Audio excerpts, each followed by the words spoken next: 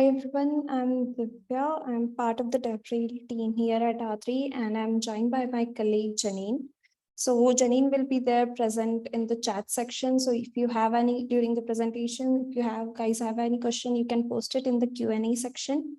I don't think the chat is enabled for this webinar, but if you have any questions throughout the presentation, you can post it using the Q&A tab. And we will be attending the questions at regular intervals throughout the presentation.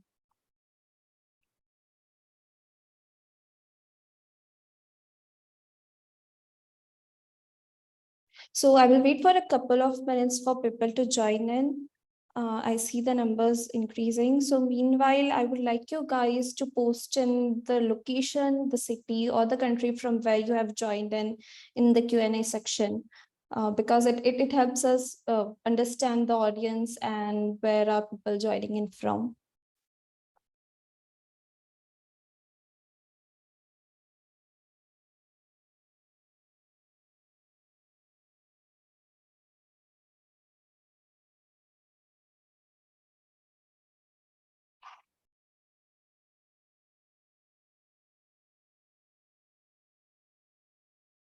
So we have people joining in from Bangalore, Noida, India, from London.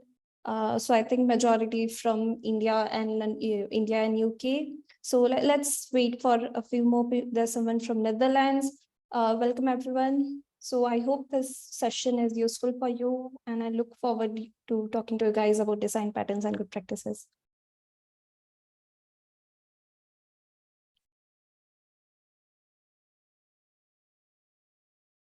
So without any more delay, I will start this webinar. So this webinar will be about some of the Corda design patterns and good practices. The original session for this was conducted during CodaCon by one of our engineers from professional services team, Arnab. And we thought that that was a really good content and it could have been an interesting session even for the wider community. So this is why we organized this webinar and I hope you guys find this information very useful. So what will be the agenda for today? For today, this session is basically a culmination of the learnings of the professional services team when they interacted, with the clients and customers, and they helped them solve their build their code app for production. So we will it's basically everything that they learned while talking to the clients and customers, the patterns or the code design practices that they thought were useful, that work very effective for the problems that they were solving, and some things that failed during the entire process. So we will be discussing majorly 4 things today: what are Coda design patterns and why they matter. The second will be the anatomy of Coda design patterns. The third section will be the example. We will be discussing 2 example patterns on the digital assets theme. And lastly, we will conclude this session with good practices you could follow while developing your code app for production. So this section will majorly include some bite-sized examples of code which you could, or practices which you could incorporate in your code app to incorporate good practices in the overall software development.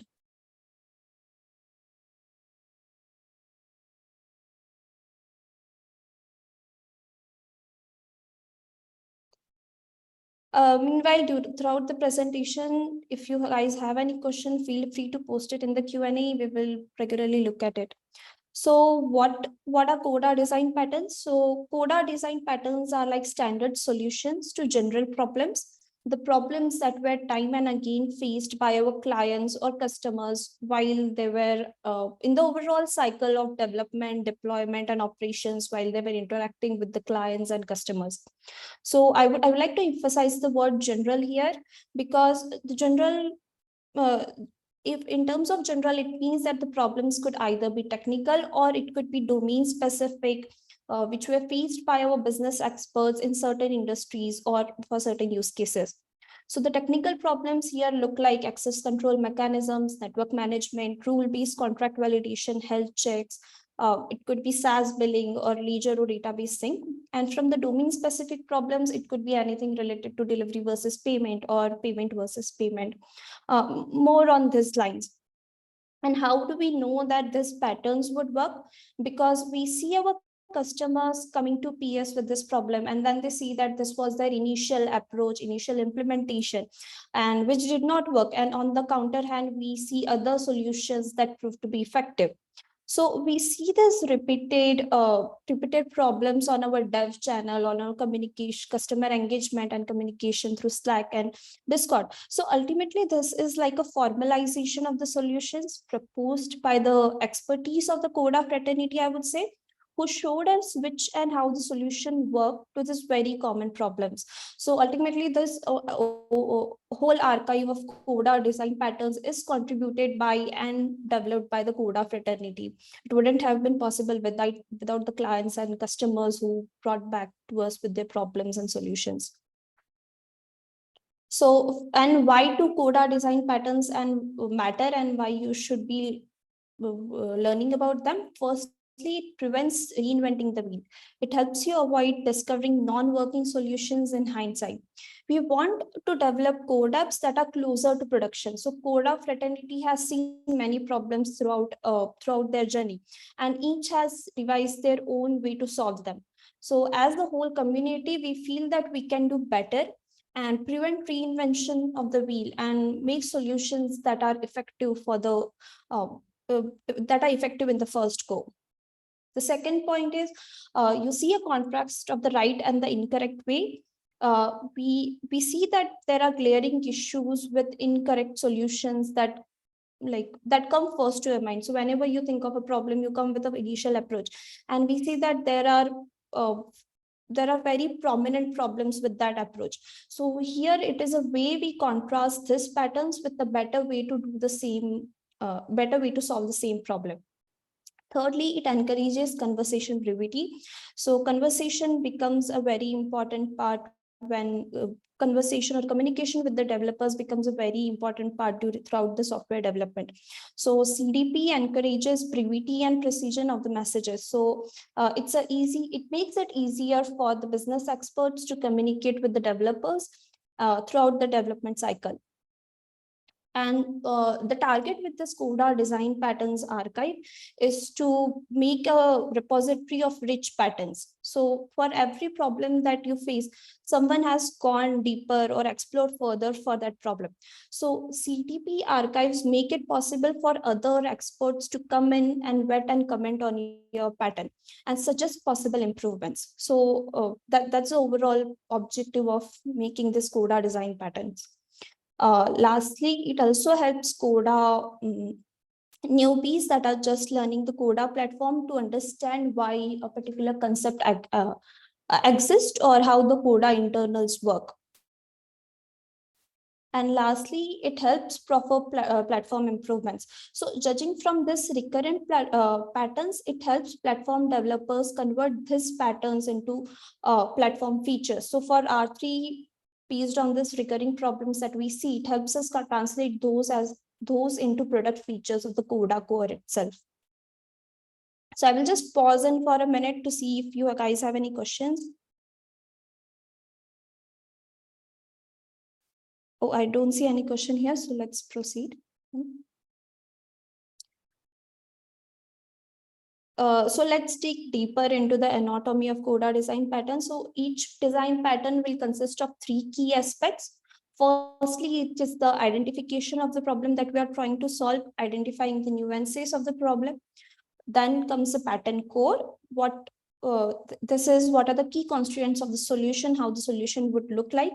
And then behavior is the part which is when you apply the solution, how does it affect the overall behavior of the Coda environment. So these are the three main aspects of all design pattern. So firstly, it is about the problem and the solution domain. Before you solve a problem, you must identify it more specifically, what it solves and what it does not solve. It is equally important to know what the problem is not intended to solve, what the solution is not intended to solve. And you must also know the limitations and caveats where this pattern would probably fail.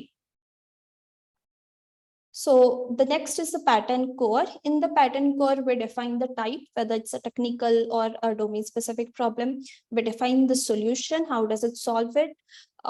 We look into how you define the problem using architectural views such as Corda design language or UML.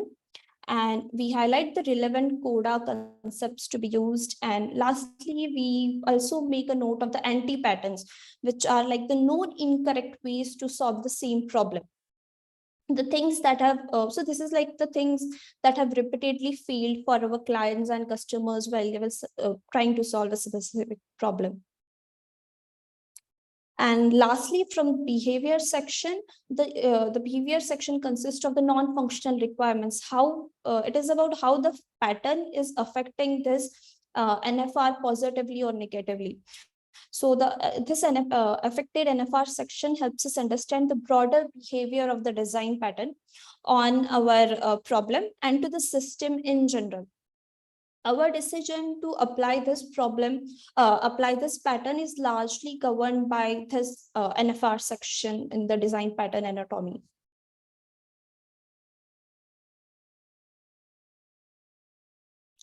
So as an example, like for today's webinar, we will be discussing two examples, two patterns today from the context of digital assets. So digital assets is quite in trend in the last few years. So today we will see two examples. One is an out of node payload signing. So this is a way you could give some control back to the users, and that will involve an out of load payload signing by the user private key.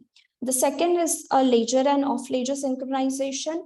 Let's say you have a ledger, Corda ledger, and then you have an off ledger system, and you want a synchronization to happen between those two systems. So here the off ledger databases could be either your relational or NoSQL databases, or it could either be your enterprise existing ERP or enterprise systems.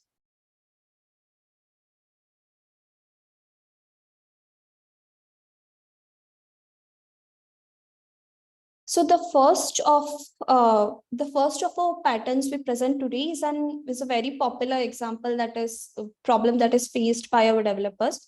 So how do we do out of node signing for users, and how do we give back some control, some amount of control of the transaction back to the retail user? So what, like in with code apps, what it usually happens is you have multiple retail users connecting to a single node. So the scenario is, how do you give back the transaction authorization, some part of transaction authorization back to the end user? So think of it like a two-factor authentication. So let's say I have a mobile device on my hand. So how do I use this mobile device to authorize a Corda transaction, which is happening on a node, which is being operated by the node operator, where I don't have any control over. So the node is being operated by a node operator at a very different location, but at a particular location, I want to authorize this transaction from my mobile device. The solution to this problem is you could have a public-private key pair, where the private key resides on the device and is used to sign a payload, while the public key is stored in the ledger. The signature that the mobile device performs on the payload is then verified inside the Corda contract for the Corda transaction to happen. So it will be like a three-step process. Firstly, you have the onboarding, where you register the user key on the ledger. Then there's a verification logic, where you define the verification logic inside the Corda contract. And lastly, you verify, once the user has signed the transaction, you verify that signature inside your Corda contract. So we will look at the CDL here. So there is an application state, so which has like a bunch of properties. So what you do is you have a linear pointer to an account key state. The account key state will store the public key for the corresponding private key that is residing with the mobile device of the user. And whenever an authorization is needed, whenever an authorization is needed, the alert will be sent to the mobile device, and the user will sign that transaction. So firstly, the application state will have a pointer to the account key state, and then you have a signature algorithm which mentions as to which algorithm is being used in this entire business logic or this transaction. So let's say there is a transaction that the bank has initiated, saying, "Hey Alice, do you want to authorize the transfer of $10 to Bob?" So then what happens is you see a notification on your mobile device for approval. Once Alice approves the signature, it is then stored in the application. Then the signature is then stored in the application state signature property, and the signature and the payload gets captured in the application state. Now, now to move the application state from the status of created to approved, it first has to be approved with inside the smart contract. So the verification happens inside the contract whether Alice indeed has signed the transactions with the corresponding private key for the public key that was stored in the application key state. And again, the payload here could be as simple as a text message, or it could be a very complex object like a loan agreement. But the whole point is you need an approval or a verification mechanism inside your contract, inside your contract constraints. And once the user has approved with their private key from the device, the status of the application state moves from created to approved. So now how does the life cycle of the account key state look like? So whenever you have a new user, you onboard their key, you store the private key with the mobile device, and you store the public key on the account key state. This will be like the basic onboarding process, which will be dependent on your use case. And whenever, let's say the user key has been, Alice's key has been compromised or is lost. So in that case, what you do is you just update the public key in the account key state. And lastly, if there is any requirement to blacklist or remove the user, you just revoke or delete that account key state. So like from the overall perspective, how does this approach work? You can use it when case of two-factor authentication. You can count on it for approvals or simulating lightweight accounts. But the caveat here is the end user is ultimately responsible for the maintenance and security of their private key. So maybe you could build up techniques where you have some kind of password protection for the private keys, but again, it takes an additional implementation requirement from your side. It does not solve the problem of data residency, because ultimately the data is still residing with the node operator. It's not a full-fledged pattern for multi-tenancy, which is very evident. And from an anti-pattern standpoint, we don't know of any anti-patterns yet. From non-functional, so what are the affected NFRs? It helps with decentralization because you are ultimately giving some amount of control back to the end user, but it may be very difficult to implement, because each device could have its own signature algorithm, and it could get really complex for the implementation on the mobile device or the specific device.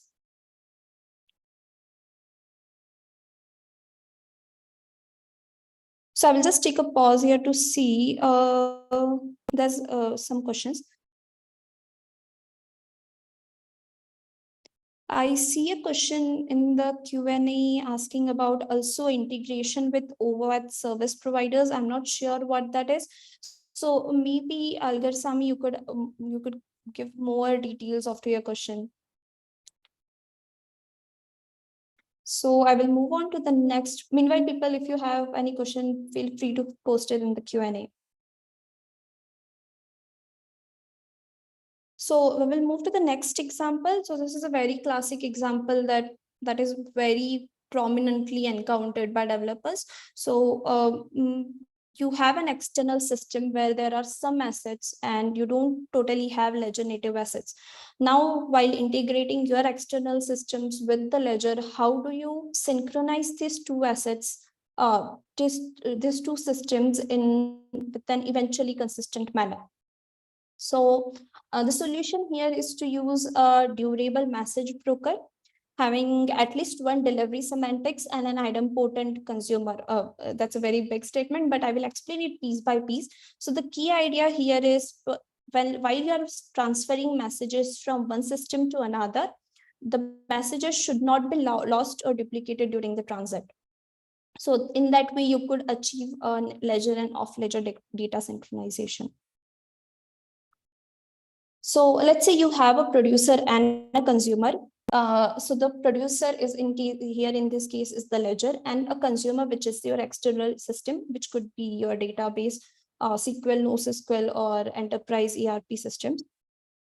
And now how do you sync this, the producer and the consumer, with the help of a message broker?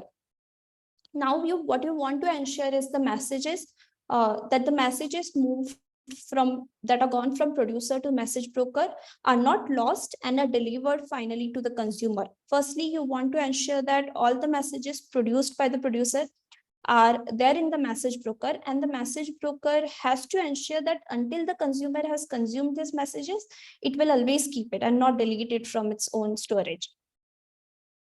And in case the consumer fails to acknowledge the receipt of a message, then the message broker should inform the producer that the message was not delivered and to re-deliver it. So this is the whole idea of having at least one delivery semantics. The next point is you want the message broker to be durable. So even if the message broker crashes, the messages should not be lost. So that's the whole concept of having a disk with the message integrated with the message broker. And lastly, you need an idempotent consumer. What do I mean by idempotent? So the consumer should ensure that the same message is not consumed twice. So there has to be some sort of deduplication mechanism in place inside the consumer so that it consumes each message only once.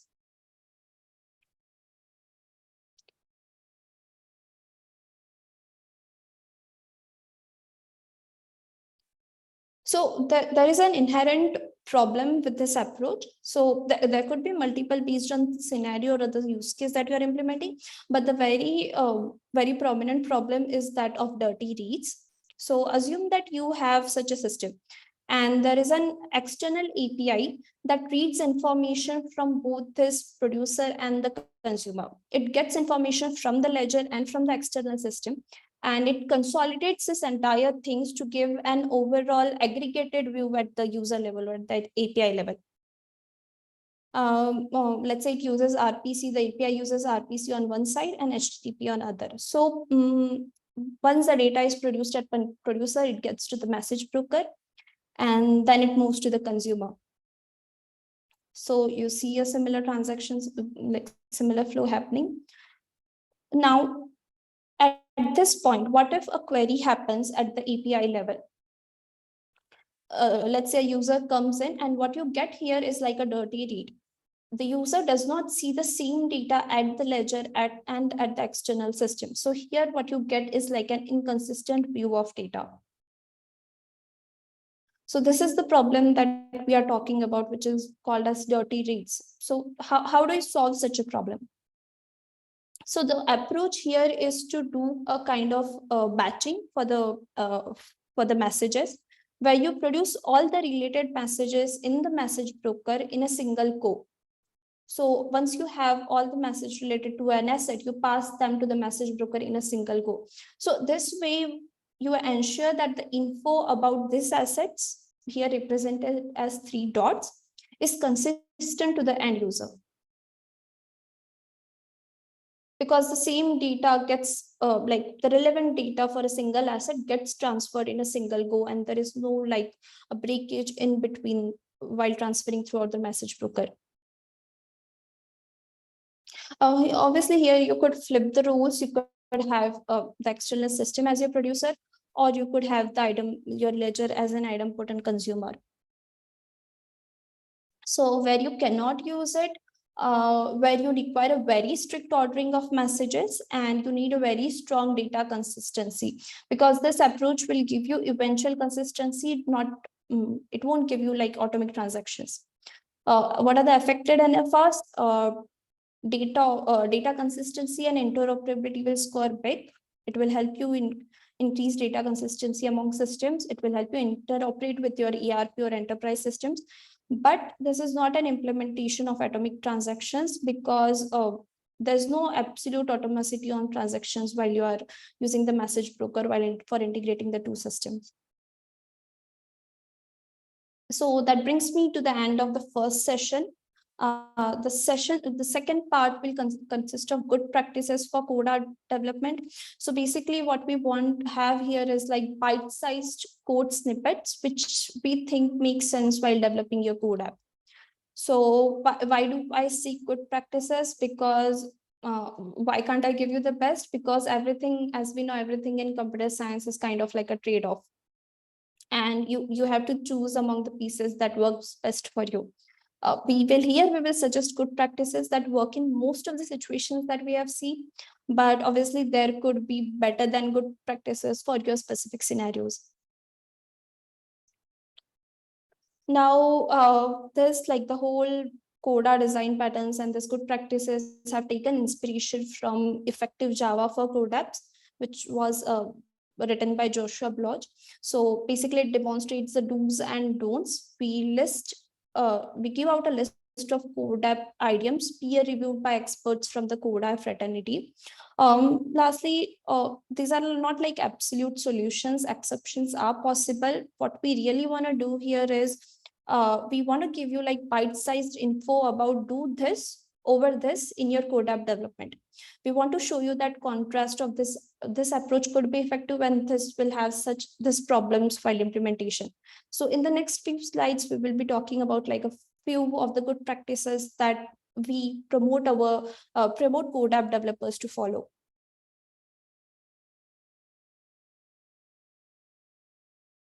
So firstly, while mentioning your contract, don't use string literals for your contract name, because why you want to avoid this is because it needs manual update should the contract class name change. Instead, what you do is use canonical name property and closing class dot canonical name in your in your contract function, contract class. And also, otherwise, what you could do is you could define a super interface where you define this as a variable and use that in the companion object of your subclass.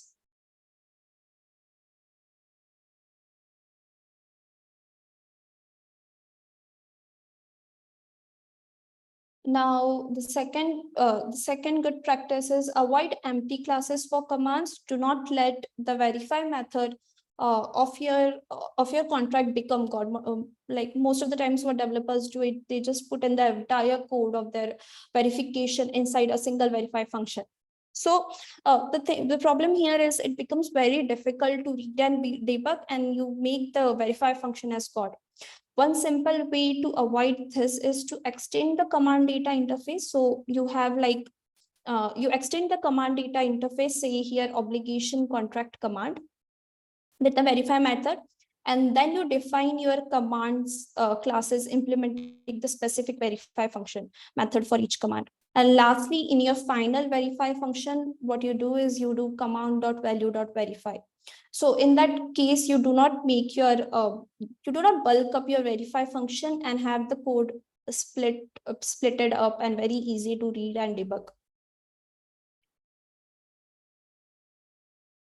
The third good practice is reuse the flow session if possible. Why? Because the session object costs a lot of system resources and to create and manage. So instead, if there's a way you could reuse the parent session in the subclass, then go ahead and do it. So make like if possible, if the flow allows it, what you should do is reuse the session object, add an option to reuse the session from the parent flow. Now, fourth good practice is avoid too much data in a single Corda transaction. So let's say you have like a list of trade sets, and that we want all of settle all of them at the end of the day, like in a batch. So what we might want to do is we might feel that we want to bulk this transactions, all these trade transactions in a single Corda transaction and do an atomic settlement on all these transactions. So why do I say like this is a bad practice? Because it may happen if your Corda transaction gets too big, it may exceed the max transaction size and max message size limit of your network parameters. So instead, what you should do is reconsider where you need data consistency and where you don't need such a strong data consistency.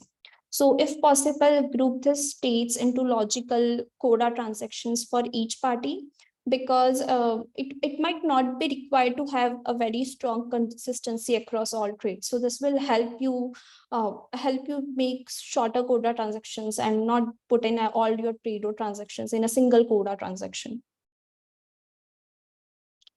Uh, so do not nest information in Coda states. So often, for example, you have a bit state here and that points to an auction item. So this auction item can be referred in a different way. You do not always have to point it as Java reference inside your class. So instead, what you could do is you could decouple information using pointers. So you could use like a linear pointer inside your bit state to you because what linear pointer will allow you is it will allow your auction item state and bit state to evolve independently.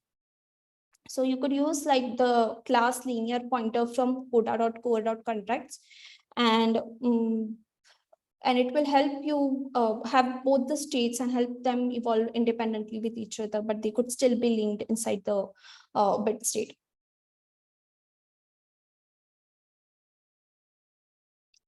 So what we really want to say is this entire initiative of Coda design patterns is like a community effort. We have seen about the Coda design patterns, we saw the technical patterns, the domain patterns, and the good practices. So, but ultimately, all this work has been supported by the Coda fraternity, by our R3 developers, by our R3ers, and even by our customers. So ultimately, they are the people who are driving this initiative forward, and they are the ones that are using it. So if you want to learn more about Coda design patterns or similar such examples of the good practices that you could follow, you could join our Slack channel at codaledger.slack.com. And there's a sub channel there called Coda design patterns. So join in there. Most of the DevRel team is there, and we could help you guys if you need any help with anything. So I will just pause here and see if people have any questions.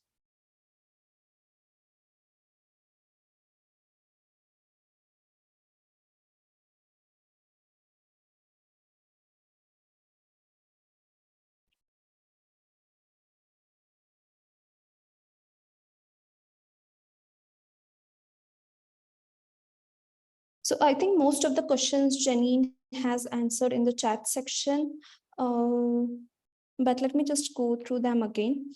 Do you provide code and sample apps? Yes, we have a repo called github.com/coda/samples Java. And we also have a Kotlin samples repo. So you could find code app, code and samples there. So it's like a very detailed repository which demonstrates all the features of code app development. Also, as well, it has some basic and advanced concepts implemented. Will you show us an example of Coda design pattern and what problem is that design solving? Yeah, we just saw two of them, but like, yeah, that's the overall. There's an additional design pattern that is there in the original video, which you could see, but I have not covered it here because of the time constraint. Is it possible to recommend learning path for Coda platform? You could see the docs section, docs.r3.com. We also have a training site, training.coda.net. And it's like, it takes you like from a beginner to an advanced concept. So the first example is like a very basic example where you could just test and see how the flow or how the state works. And then you are taken from that basic code app to an advanced state. So I will post in the site link here, training.coda.net.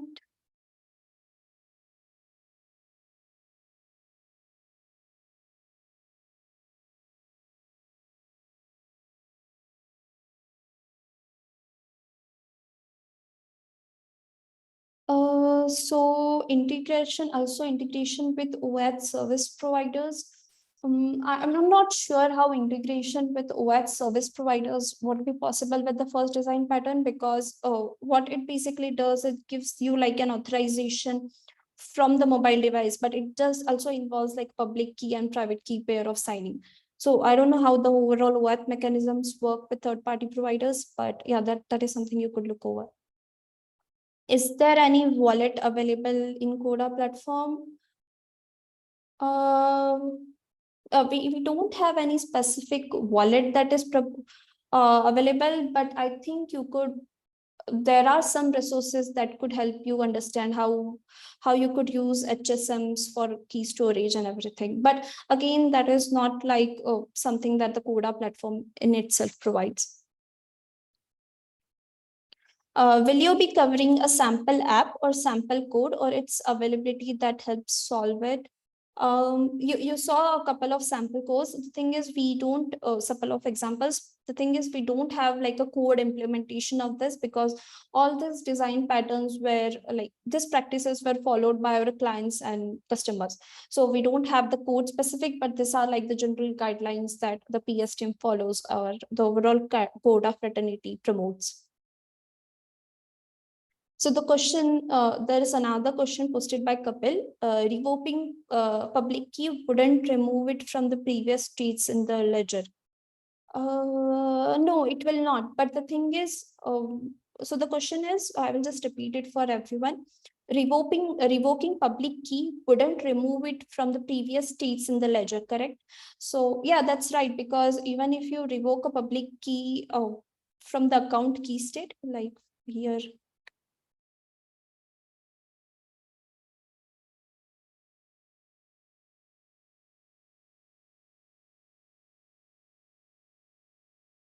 so even if you revoke the public key from the public key state, it will remove it from the account key state. So the contract constraint would no longer point to the same key.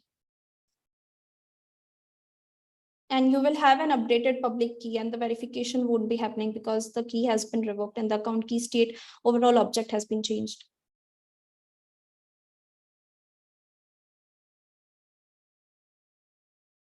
So what is the equivalent in Kotlin? I don't understand this question. About what? I'm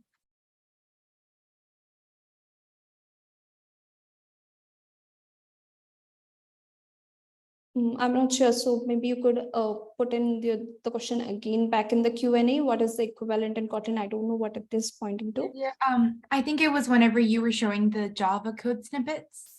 But actually, Okay. if you're using IntelliJ and you type in Java code in a Kotlin file, you have the option to convert Java code to Kotlin, if that helps. Okay. Okay. Yeah. Yeah, because it's like very half question, so I don't get the context of what is he asking the equivalent to. So r3.com is not working.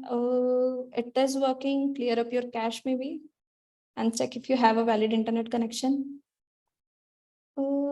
Is there any other question? Yeah. So what solution services are recommended for message broker? I don't know which, is there any recommendation from the fraternity or from the Coda design patterns, like from the PS team per se? But if you need more information about this topic, what you could do is you could hit us on Slack, and we will see if we could connect you with the relevant person from the PS team. Can you please describe the payments pattern? So I think the payments pattern, I don't know which pattern is he referring to, but Rajesh, you could hit us on messages on Slack, and maybe we can take this there.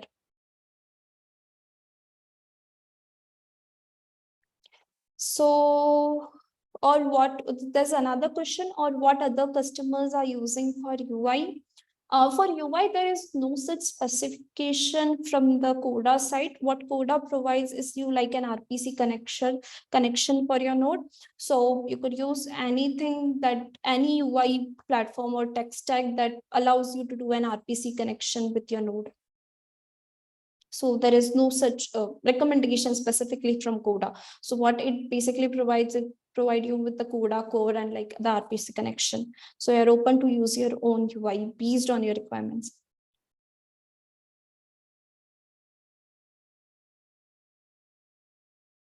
Also, if you guys have more questions, what you could do is you could just turn on your you could just turn off your mute and then ask the question directly.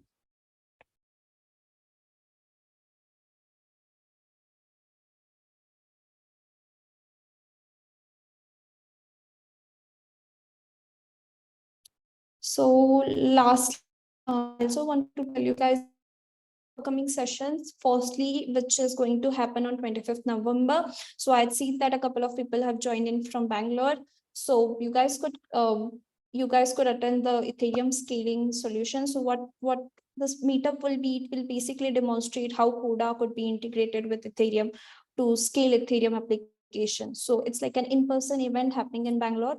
So do register for it, and you guys, I will meet you guys there for the session. And lastly, we have another meetup happening in December, 6th December in NYC.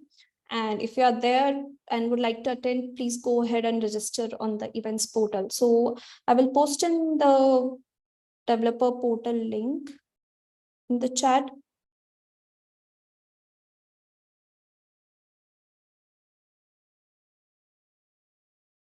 So this is the training site link. And developer.r3.com, which is the developer portal. So you could get a list of the events that are happening like in the next week and throughout. So we regularly post the events information here, and you could just register from the same.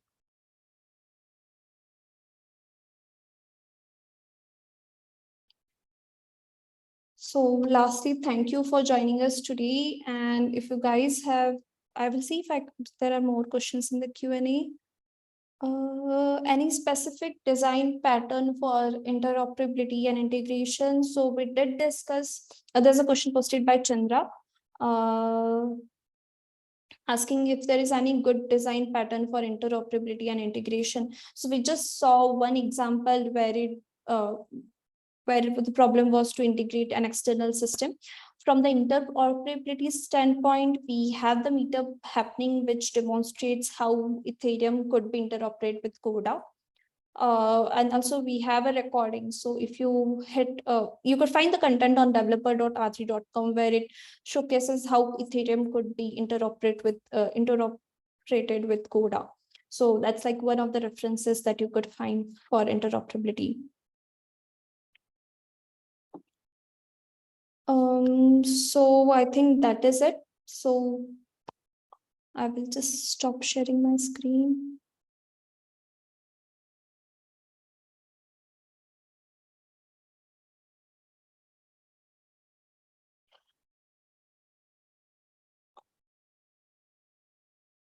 Also, lastly, if there's a small request from my side. So what we usually do is for our events, we post out an NPS survey link. It just helps us understand how you find our content, if you find our content relevant and useful. So in that case, just go to the link that I posted in the chat and please fill it in.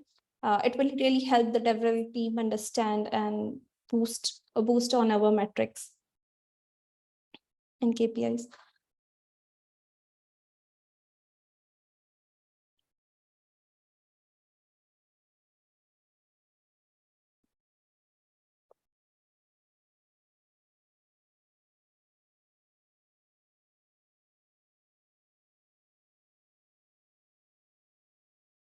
Thanks everyone for joining today, and please open the Survey Monkey link and fill in the survey. And thanks again, and hope to see you guys soon at the next meetups that we organize. Thank you.